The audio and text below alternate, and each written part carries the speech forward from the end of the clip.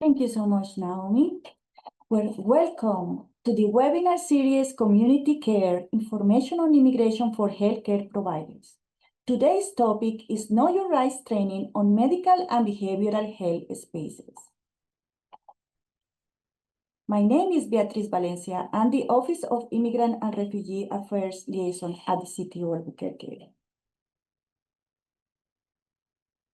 And we want to welcome you to this amazing group of panelists that we have today to be able to give you some information that is very important for our communities. So disclaimer, this presentation is for informational purposes only and does not constitute legal advice. For specific legal concerns or questions, please consult with a qualified attorney or a lay legal professional to ensure compliance with current laws and regulations. The City of Albuquerque and its partners are not responsible for any action taken based on the information in this presentation. For housekeeping, well, be respectful and kind. Feel free to type your questions in the Q&A box in English and in Spanish. Later on, we're going to be able to have our group of panelists and someone from the New Mexico Immigrant Law Center being able to answer your questions. Your questions will be answered at the Q&A session after the presentation, and Spanish interpretation is available. Well, I want to tell you a little bit about the office that I oversee. The Office of Immigrant and Refugee Affairs has been existing in the City of Albuquerque for about 10 years. And as a sole office, and later on in the last 8 years has been part of the Office of Equity and Inclusion. Why this is important? Well, 10% of the population in Albuquerque is immigrant and refugee, what is considered a number of thousands of people in our city. The mission of the Office of Immigrant and Refugee Affairs is to improve the lives of all immigrants and refugees who are living in Albuquerque. We facilitate the successful integration of immigrants and refugees into Albuquerque's civic, economic, and cultural life. We celebrate the diverse cultures and immigrants and refugees and their contributions to Albuquerque. We also advocate on behalf of immigrants and refugees to promote citywide culture that understands and values the benefits that our whole society receives when immigrants and refugees are successfully integrated. Some of these examples are to help them with the integrated in the part of the workforce, to be able to participate in events that are culturally and linguistically appropriate, like World Refugee Day, among many other events that we have in place. Help with citizenship campaigns, work in a steering committee that we have with multiple stakeholders when we work together to be able to analyze the needs and the wants of the community and being able to uplift the voices of the immigrant and refugee community. So in that way, we can find solutions together. Well, now, after telling you a little bit about our office, so you know that we are a resource for you at the City of Albuquerque, I want to introduce you an amazing person. Her name is Frankie Hermosillo. Frankie has been a dedicated member of the City of Albuquerque Small Business Office for over a year, where she has played a key role in supporting the growth and the success of local businesses. As a mother of two, she balances her professional excellence with her commitment to family. Her efforts have been instrumental in providing small businesses with essential resources and a high-quality information, helping them to thrive in a competitive landscape. With no further ado, I want to introduce you to Frankie. Thank you, Beatriz. As Beatriz mentioned, my name is Frankie Hermosillo. I am the Senior Economic Developer for the City of Albuquerque, the Economic Development Department, where I get to run our small business office. And something that I'm really excited to be here as part of this community care webinar, because what we're going to talk about today is how resources that usually get framed as, business support actually apply to nonprofits, healthcare providers, community-based organizations like many of you. Slide, Beatriz. Thank you. Um, so the small business office is really the city's front door for entrepreneurs, nonprofits, and small organizations who need help navigating resources. Um, and I think a lot of people get, especially in the medical field and the community-based organizations, is they're a not-for-profit or a for-profit organization. But really what small business means is less than 500 employees. And so a lot of these organizations fit right in there with all of the resources that we have and being established in the city of Albuquerque, which I'm assuming a lot of you will be. So when we use the word small business, that's what we really mean. It doesn't mean like a retail space or a bookstore or anything like that. It's any organization with 500 or less employees. Um, so within our small business office, we do three main things. We provide technical assistance, workshops, webinars to help organizations run more effectively. We connect businesses and nonprofits with partners, whether that's funding, training, or really specialized, localized support. We advocate for small businesses' needs within city government. Um, we do all of these things as already established businesses and as well as entrepreneurs, people looking to start nonprofits, people looking to start businesses that do what you guys do, as well as, someone looking to start a bookstore. Um, and while the name says small business office, again, our reach is much broader because at the end of the day, nonprofits and community care organizations are also employers. They're service providers and really part of the city's economic ecosystem that we really focus on and we support. Next slide. Um, so Another thing to, always add is that nonprofits are small businesses. You may have tax exempt statuses, but you guys face the same challenges and small businesses that we do: hiring and retaining staff, managing finances, navigating compliance, finding funding, and making sure your organization is sustainable. For example, behavioral health nonprofit may need to understand workforce training programs to keep staff certified. A medical clinic might need help connecting or funding or technical support for expansion, or ways to get networking to get more clients or get your reach out. That's where we come in. We walk you through city resources and connect you with partners, all while focusing on that with our partnerships and our ecosystem of support. And we do not do any of this work alone. The SBO partners with local chambers of commerce, the SBA, universities, CNM, and nonprofit resource centers, like a lot that you're going to hear from in a little bit. For healthcare providers who may be serving immigrant organizations, this means we can connect you with legal and compliance training that we do not provide as the city, but we can get you in touch with someone who definitely can, has the certifications, knows everything that you need to know. We can even offer financial literacy and funding opportunities through our partner organizations, or help you with HR and workforce practices. We really think of ourselves as connectors. You don't have to know the whole landscape. You just got to call us and we'll get you in the right place, or in front of the right people. We really have convening power within economic development and small business office that we utilize for every business that comes in our door. Next slide. So, workforce and training programs. Another area that directly impacts nonprofits and health care providers like you guys is workforce. Through programs like Job Training Albuquerque, the city provides fundings for employee upskilling. This means if you're a clinic or a nonprofit, you can send your staff for additional training.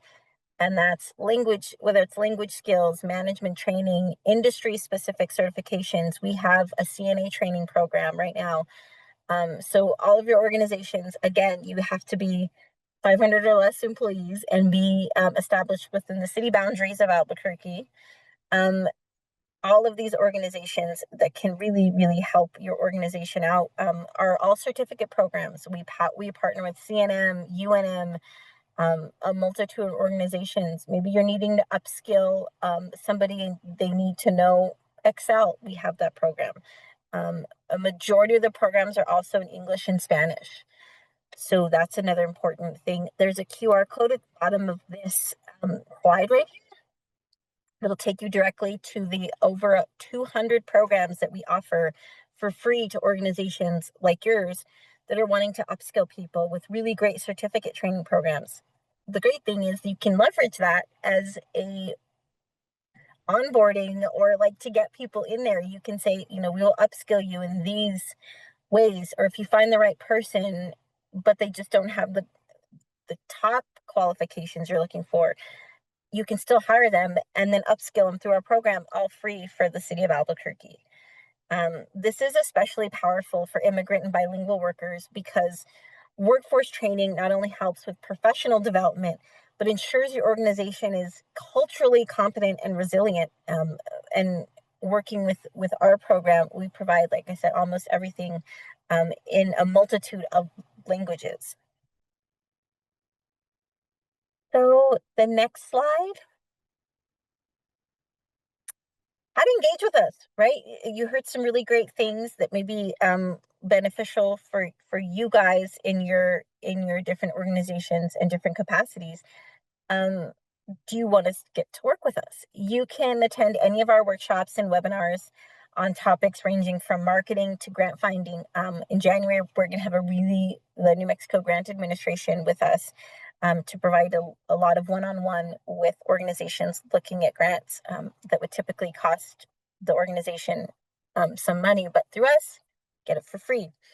You can request one-on-one technical assistance from us. We'll meet with you and talk through your challenges and decide what the next step for your organization is. And you can partner with us on events, especially if you're looking to reach other businesses or community organizations. There's a QR code that will be to the right above the green box, and that is a QR code to our small business office where all of our events and trainings are. And on your left, there's an additional certified organization that we partner with Google, and there's a bunch of different certifications through Google as well. So make sure and check everything out, even if you don't think it may be something. It might be in your own personal professional life that you want to take one of these. It doesn't matter to us. We just want to upskill and empower people because that's an economic driver for our department. We will be having a small business resource fair that will, through that QR code, will take you there. It's free and free meal coming up on September 3rd at the downtown library, where you can see we have about 10 city offices if you have any questions, as well as other organizations that help provide support for businesses and get to network and do a lot of other things. We are having a hiring event and a financial fair at Cottonwood Mall on September 17th. Again, all on our website. So we really want you to think of the SBO as a resource for organizational stability. The work you all do is mission driven, but having the right operational support helps you keeps your doors open and your services running strong. So I think a later bit on, there'll be a contact for me that Beatriz has. Feel free to use it. Send me an email, give me a call, and we're happy to reach out and work with your organization in any way that we can. And if we cannot, we can partner with someone who definitely can. So I guess to wrap up with the small business office is we are here for all organizations, whether you're a small business, you're a nonprofit, or a health provider. These challenges may look a little different in your scope than a retail space, but the support is available all for free from the city of Albuquerque. So, we want to help you all thrive so that you can continue serving the community and doing the work, doing the hard work. Please don't hesitate to reach out to me directly, and I'd love to continue the conversation after today's webinar if there's any other questions. So, Beatriz, thank you everybody so much. Thank you so much, Frankie, for your presentation and for your continued support of the immigrant and refugee community, and also in this moment to the healthcare providers who are listening. Appreciate it very much. Well, our second panelist is one of the people that I know in the city of Albuquerque who has a huge heart and is a community leader for many, many, many years. Her name is Rachel Lazar. She's the executive director of Centro de Igualdad y Derechos. Rachel was born and raised in Albuquerque. In 2000, she co-founded Enlace Comunitario, a domestic violence agency that supports Spanish-speaking survivors and connects direct services with policy and advocacy. Working closely with immigrant leaders, Rachel's helped start el Centro de Igualdad de Derechos to address systemic barriers and empower low-wage immigrant workers. There is so much to say about Rachel. She has done an amazing work, and I just want to give you the opportunity now to do the presentation. Thank you so much, Rachel. Hello, everyone. This is Rachel Lazar. Thank you so much for inviting me today, and we're very, very grateful for the partnership that we have with the city of Albuquerque. And also just want to do a big shout out to all the healthcare providers out there. Like the work is so important and difficult, and so we appreciate everything that you do. I'm going to go ahead and share my screen right now.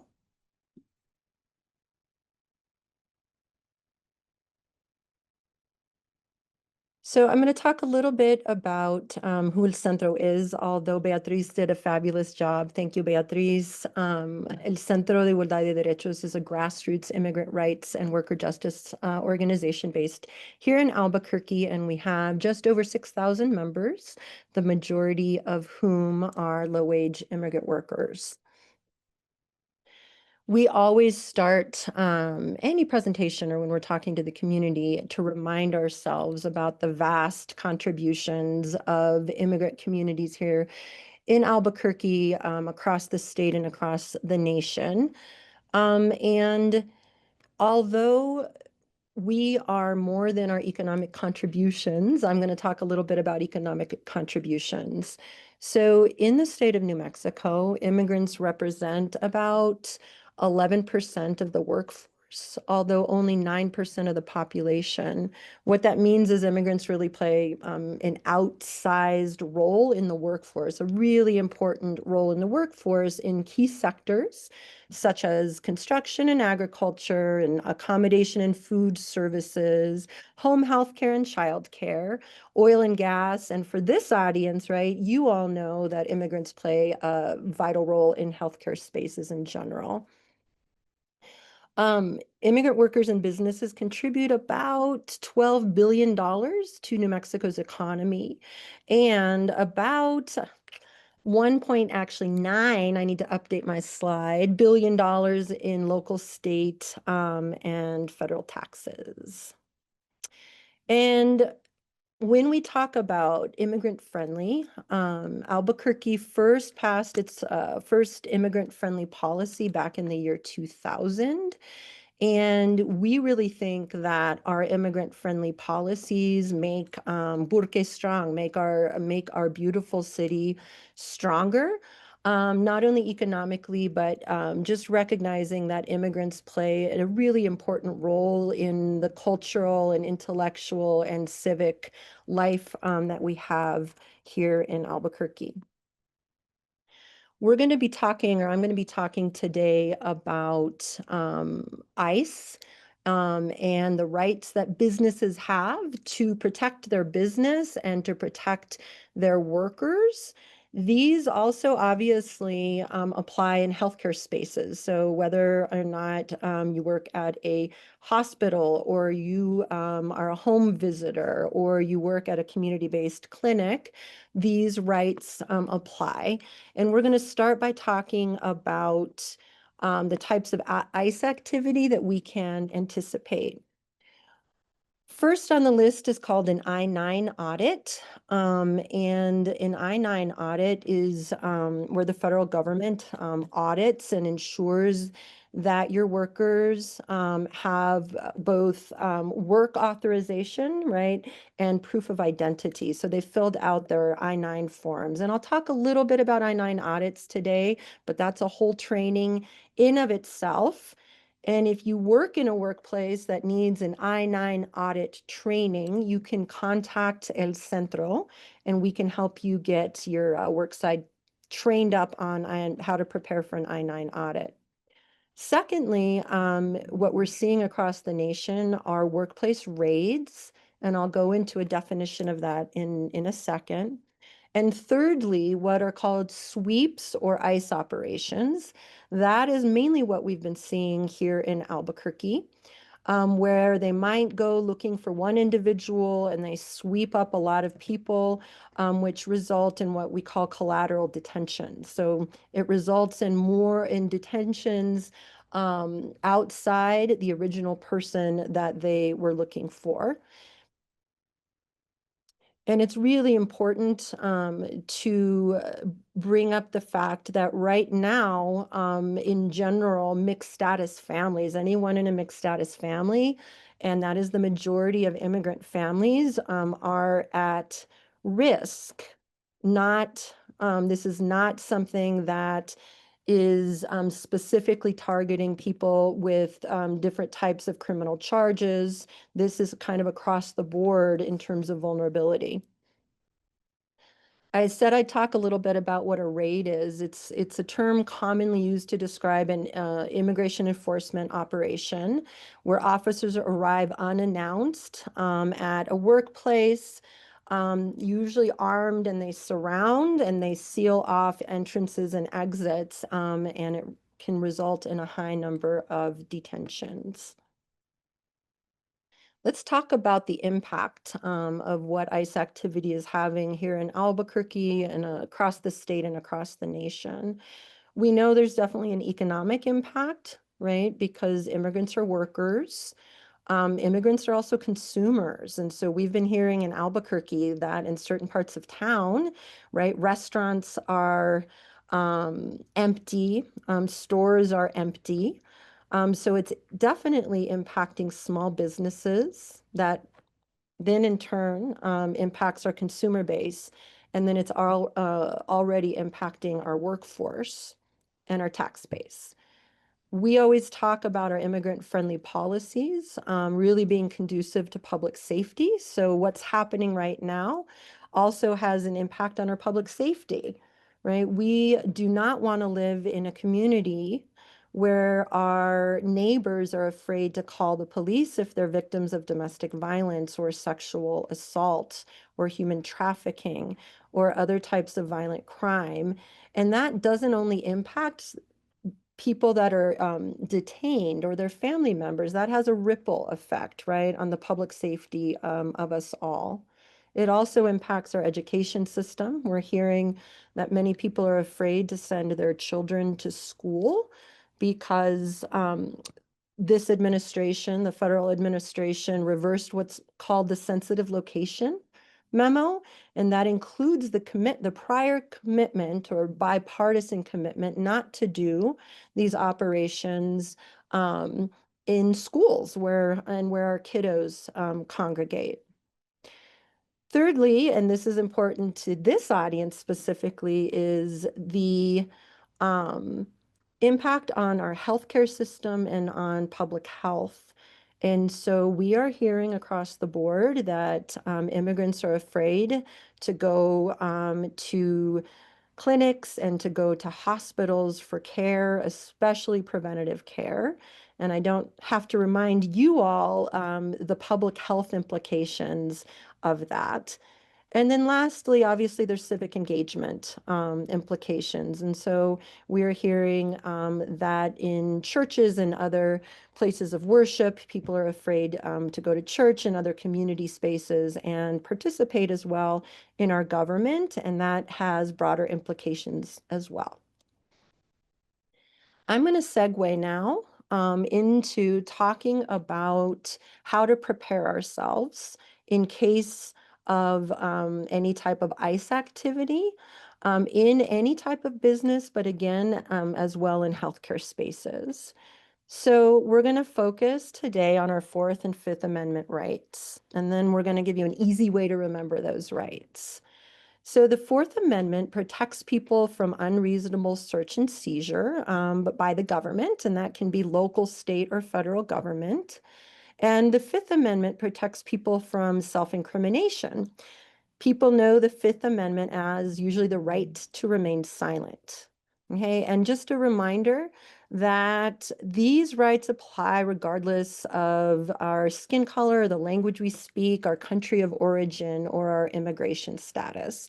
So there is nothing in the Constitution that limits these rights to citizens only. This constitutional rights apply to anyone who resides in the country. And an easy way, because none of us are going to remember which amendment, if ICE shows up at our workplace, and it's not important to remember which amendment. An easy way to remember our Fourth and Fifth Amendment rights is with immigration, we don't have to open our mouth or the door. And we're going to be going into detail about that. And in Spanish is con la migra no tenemos que abrir ni la puerta ni la boca. And that encompasses our Fourth and Fifth Amendment rights. And I put an example with the migra, but these rights apply to any type of law enforcement, whether they're local, state, or federal. So what can we do to prepare ourselves in the case of ICE activity? Best case scenario is we're taking precautions before something happens. So we really want to think through what type of plan works in our specific workplace. And it's really important that you appoint a person, and that should be one person per shift who will know how to respond. Okay, so if you have, morning shifts and afternoon shifts and evening or overnight shifts at a clinic or at a hospital, it's really important that one person is in charge in case of any type of ICE enforcement activity, and that they are trained and know how to respond. Secondly, we recommend that you find legal counsel before there's a problem. And that legal counsel can include an employment law attorney and or an immigration attorney. You can also clearly mark public versus private spaces. And I'm going to go into a little detail about that in a second.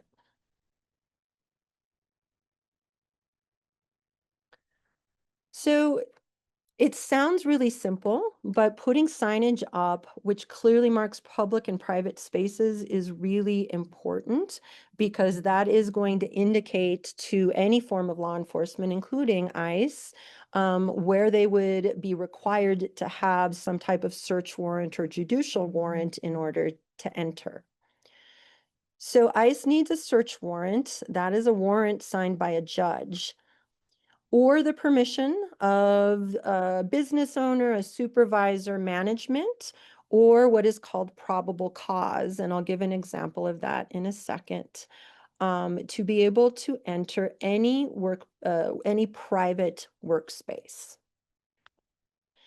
Really important to remind ourselves that an arrest warrant, a final order of removal, which is like a deportation order, or what's called an ICE detainer, which are administrative warrants, those are not enough for ICE to be able to enter any private space.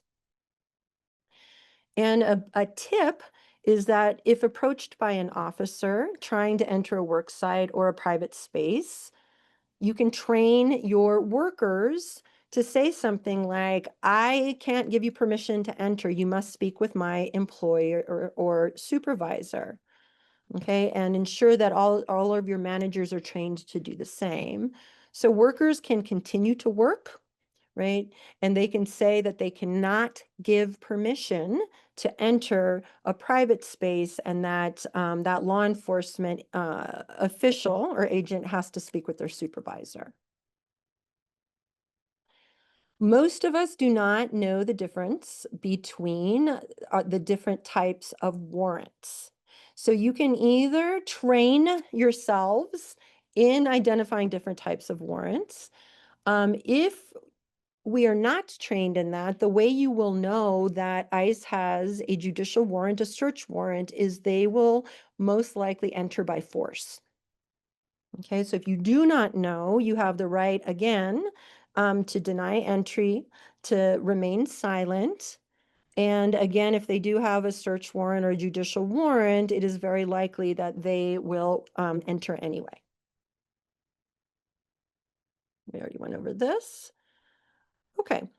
If you're going through an I-9 audit, you can insist on having 72 hours to prepare, and then that would be the time to contact your attorney. So again, if your workplace is subjected to an I-9 audit, you should insist on your 72 hours before turning over any paperwork, and you should immediately contact an attorney that specializes in both immigration and employment law.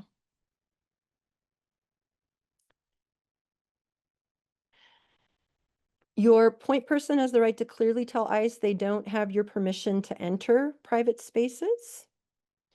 If they do have a search warrant, that should state exactly where they can and cannot enter. So you should only give them, or you only have to give them entry into the places listed on the warrant. You have the right to ask officers for their names and badges, and I should add, it should be clear what agency they work for. We are seeing here in Albuquerque and across the nation, ICE agents not wearing uniforms, not identifying themselves, driving in unmarked cars, and oftentimes even wearing masks. And so it is really important that you understand exactly what agency you're dealing with, and you have the right to ask them that. You can also, during ICE activity, you have the right to document. You can take note if they're wearing uniforms, logos, vehicles, and I'll show you examples of how to document in a second. You also can film, but realize that if you filming and documenting is fine, but obstructing can lead to you getting arrested. We already talked about the next tip. You have, the other thing is, if someone is detained in your work site, you should identify who those workers are, okay? And in your records, you should have their full name, their date of birth, and possibly what's called an A number. That's their alien number. That will make it easier for themselves and their families to find their loved one once in detention. Here's an example of a way that you can document, that you can document what has happened during workforce or workplace enforcement. And this is an example, and if anyone watching would like a copy of this, we would be happy to share it. But it just has basic information, right, about what happened, how it happened, which agencies were involved, right? Any information about the vehicles, including their license plate number, etc.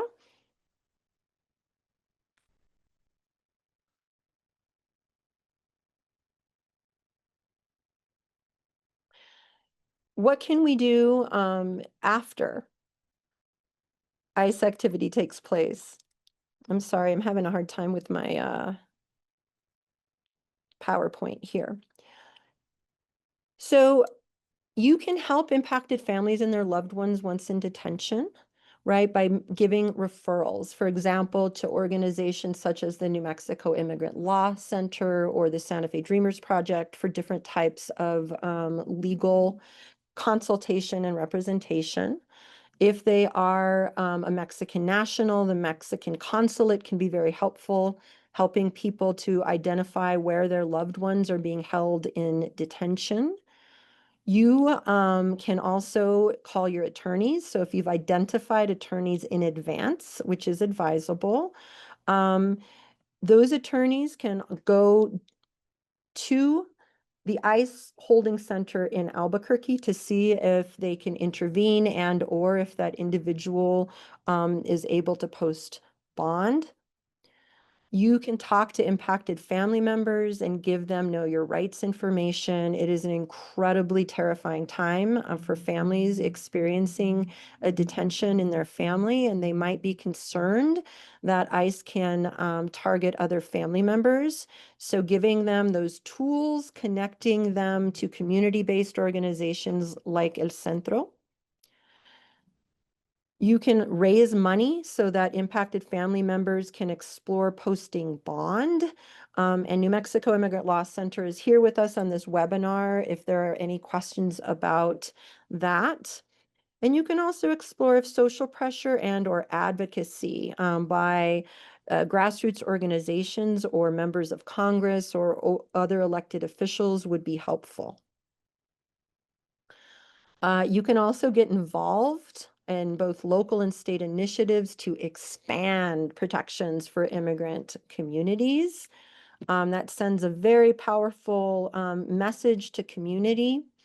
And as healthcare workers, your voice is really important because, again, you all are seeing firsthand the impact that fear is having on the community and on public health. And if your workforce is unionized, make sure that you contact your union representatives if there's ICE activity. And that does apply to certain healthcare workers who are unionized. And just a reminder, for those of you who are employers yourself, just because someone is detained does not mean that they should not get paid. They must, by law, get paid for all the time worked. And if they are, they must get paid for all time worked.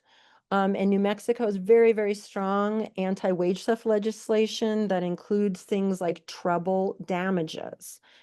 And that there's a 3-year statute of limitations on that. So there are pretty severe consequences to wage theft here in New Mexico. So make sure that your workers get paid. It's also really important because detentions plunge families deeper into poverty. And so it's really important that last paycheck can really help that family make it through until they figure out what they're going to do financially. And when I talk about wage theft, right, that also includes making sure immigrant workers are afforded all the non-mandatory benefits, cash outs that are outlined in your personnel policy. So that, because that is following not only wage theft laws, but laws that dictate protections from discrimination in New Mexico. You should also, if you're an employer, ensure that your hiring and firing practices are not discriminatory. So you cannot take into consideration things like national origin in your hiring and your firing practices. And you also cannot, you need to ensure that your I-9 audits are not conducted in a discriminatory or unlawful way. So you cannot, as an employer, proactively decide to do your own internal audit and only audit your immigrant or refugee workers or ask them for their documentation again, that is illegal.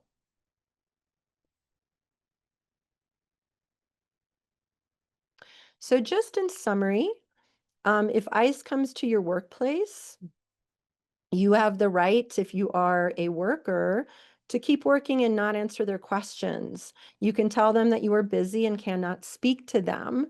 You do not have to divulge your national origin or immigration status. This is really important, the part about national origin. Even divulging to an ICE officer your country of origin can have implications and pretty severe consequences. The moment that I state that my country of origin, if it's outside of the United States, it is now my burden to prove that I am in the country legally. So we have the right to not divulge our country of origin. Okay, again, ICE cannot enter private areas in your workplace without a search warrant, permission, and you do not have to give that permission, or what is called probable cause. Probable cause could be if ICE enters and people start running, that can be considered probable cause and can result in an arrest.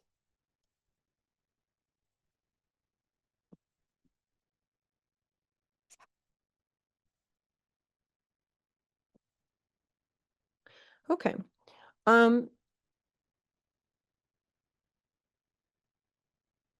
I think I'm going to summarize a little bit more, and then I'm going to turn it over for the Q&A section.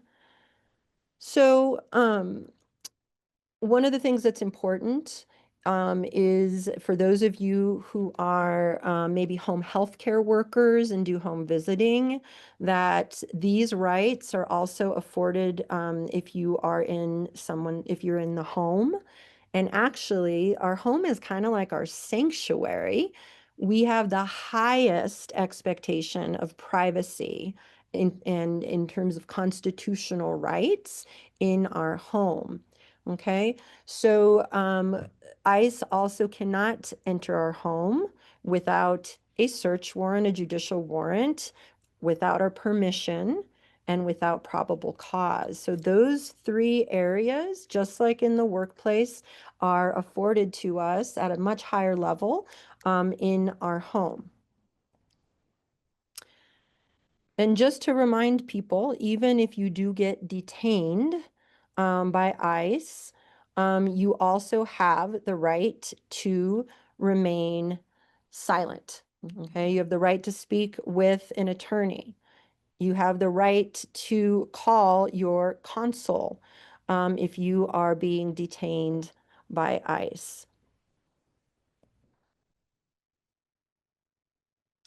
And these rights that I spoke about apply if we are in the street, if we're at a park, right? Or even if we're in our car. And we are hearing that ICE is stopping people in their cars. Okay, so if we are driving and we are stopped by law enforcement, we have to give our driver's license and our registration and our insurance.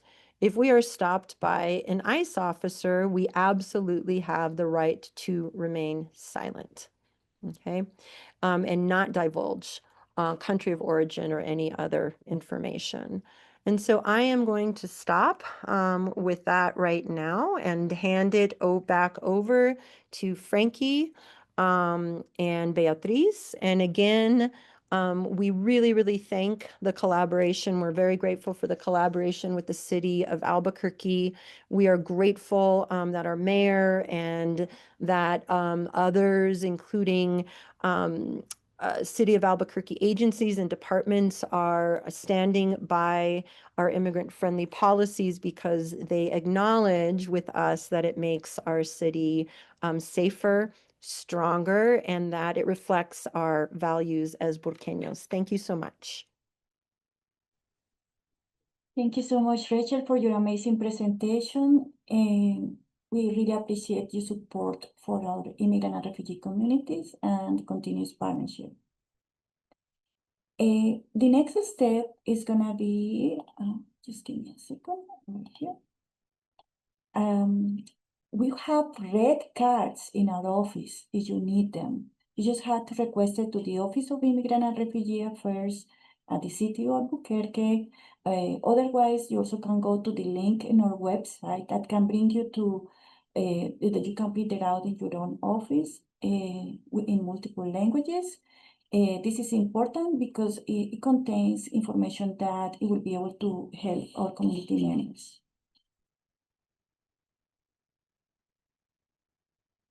And also, what are resources and next steps? Okay, Frankie helped us to put this part of local resources and national resources some time ago when we had the webinars last semester. So if you want to, and this information is going to be uploaded in our website, the recordings in English and in Spanish, as well as the PowerPoint. Like you see, it's very comprehensive list. In our website, we even have a lot of other organizations locally who can be helpful to you in different ways. So please take opportunity of all these resources. Take some time to explore them, and it can help you and it can help your clients or patients. And for this section of the questions, we have a special guest, and that's Sonia Ramirez. Please welcome, she's a bilingual Spanish-English licensed clinical social worker and first-generation daughter of immigrants. She's dedicated to helping families feel welcome, empowered, and connected by guiding them in navigating community resources and linking them with medical and behavioral health providers, ensuring that they support and get all they need for their well-being. Please welcome Sonia Ramirez. Do we have any questions ready for Sonia? Who can see the Q&A section? I see a few Okay. questions, and it's asking, does El Centro do the trainings on the different wards? Yes, we can absolutely provide information about that. Yeah, and our contact information is right there. And for anyone that wants a more usually these workshops we do between an hour and a half and 2 hours so that people have plenty of opportunities. So if anyone watching would like a presentation for their employees or management or for the community they serve, they should feel free to give us a call at 505-246-1627. You can also find us on social media and request a workshop and training in your community.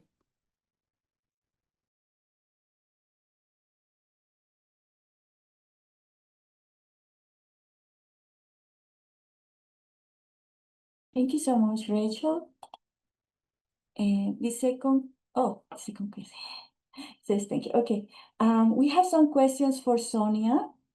It says, how can providers and community organizations create safe and supportive spaces for immigrant and newcomer families, especially when fears around safety, discrimination, or immigration status may prevent them from seeking behavioral or medical health services? Thank you so much for that question. I think first, making sure that the community knows that we are all collaborating together and providing different options for spaces to continue engagement. We see a lot of our community currently saying that they are refraining from engaging in other spaces, like Rachel was speaking about. For example, telling me that they're only going from work to home. And when they need to go to the grocery store or really need something, they will go, but they're trying to not have other stops. So for example, having virtual spaces available like we do today to create more access. So for example, for behavioral health providers, having that telehealth option for them. having groups in telehealth, and also making sure that we're relaying this information that we're learning today to our participants, again, so that they know that we are thinking of them and that it's not an afterthought and having the pressure for them to bring it up. Like, how are you going to protect me when I come to these spaces, that it is their spaces? Yeah, having a plan and communicating that plan with them, and continuing to provide that collaboration in the communities. Thank you so much for that answer. And there is another question. How can providers continue engaging families who may feel hesitant or fearful about seeking care? Thank you. Continuing to provide information, keeping them informed, and providing like spaces where they can come and ask questions. As we see, there's a lot of conflicting information being shared on social media or on other medias. So making that safe space for them to engage, that they can always call when they have questions, and that these questions are very important. And continuing to engage the whole family, and connect our community to those local resources and those community organizations that they are still communicating with. For example, I've noticed a lot right now with kids going back to school, like making sure they know who to contact if they have questions on how to continue engaging in school spaces and how to continue to feel protected in these spaces. Thank you. Thank you so much. And this is a question for Frank, Rachel, and Sonia. One final word or advice to our community members who are listening in their healthcare providers. What will be the recommendation or last message you want to share with them? Who wants to start? I can go.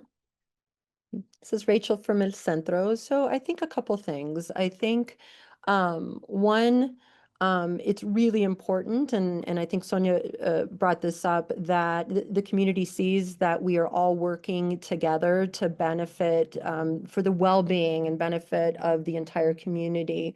And we all have a role to do in that, whether that is providing the direct services, legal services, healthcare services. And for organizations like El Centro, right, who focus more on policy and systemic change, there are going to be great efforts, right, at the local or at the state level to address the cuts that we're going to see in Medicaid, or we know that a lot of immigrants who before qualified for safety net benefits are being cut off of those benefits. And so this is the time for us all to come together, whether we are direct service providers or we focus on organizing to ensure, right, that all Burqueños, that all New Mexicans have the opportunity to thrive. And I think the message is also that what we're hearing from our membership base is really high levels of isolation. And so I think the more we can create community spaces, the more intentionality we have about trying to create safety, right? The better, right? Because that's also going to become a public health crisis, right? That there's so much isolation out there. And so I think, I think working together, showing collaboration, showing who we are as Burqueños, what our values are, and that we are all rolling up our sleeves, right? Working together to show what types of values that we have, and that we are committed to ensuring that everyone has an equal opportunity to thrive. Thank you so much, Rachel, for your words. Who wants to go next? Sonia, Frankie?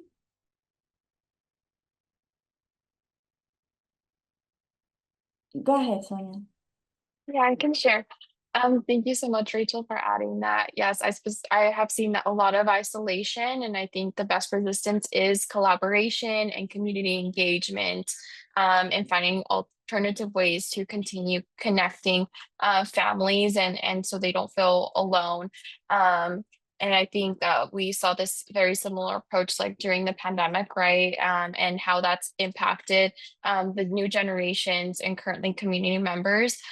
So making sure that we continue that engagement, connection, and also facilitate that hope that we can continue protecting our communities in any way that we see possible, continue advocating, showing up, and keeping in mind our privileges.